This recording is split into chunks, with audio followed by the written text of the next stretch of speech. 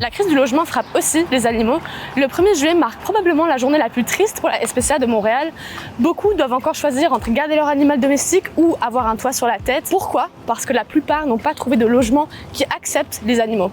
Je m'en vais à la SPCA pour voir ce qu'il en est. Chat, chien, lapin, la patrouilleuse Kim Saint-Hilaire répond aux appels d'urgence, souvent en boucle. Là, ça arrivait des fois dans la nuit du 1er juillet au 2 juillet. Parce qu'aujourd'hui, tout le monde est dans les déménagements. Hein. Fait que souvent, ils n'ont pas le temps de gérer ça, ils pensent pas à ça. Puis c'est après, une fois installés et tout, qu'ils ont tout fini, là, ils s'occupent de l'animal. En contexte de crise du logement, les animaux deviennent, malgré eux, les premières victimes.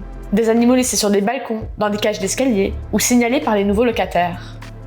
Les évincements, ça, c'est épouvantable. Là. Les gens, là, tu sais, je veux dire, c'est très d'avance là, qu'ils le savent. Ils savent vraiment super d'avance qu'ils vont être évincés et ça les empêche pas qu'à la dernière seconde, la journée où le huissier arrive à la porte, la personne est encore chez elle. Puis je l'ai vu là plusieurs fois, des gens qui sont là devant leur porte avec une boîte en carton avec leur animal dedans, en train d'essayer d'appeler pour trouver un endroit où loger à la dernière seconde comme ça.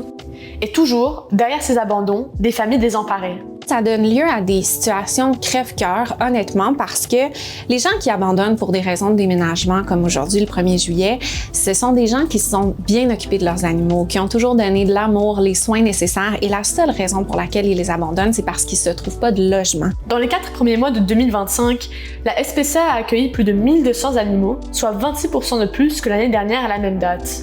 La majorité des abandons sont liés à des enjeux financiers ou à l'impossibilité de trouver un logement acceptant les animaux. Pour donner une idée, 52% des ménages québécois ont un animal de compagnie, 25% d'entre eux ont un chien, mais seulement 4,2% des propriétaires acceptent les chiens sans condition. Si vous voulez en savoir plus sur l'impact de la crise du logement sur les animaux domestiques, vous pouvez lire notre article sur le web.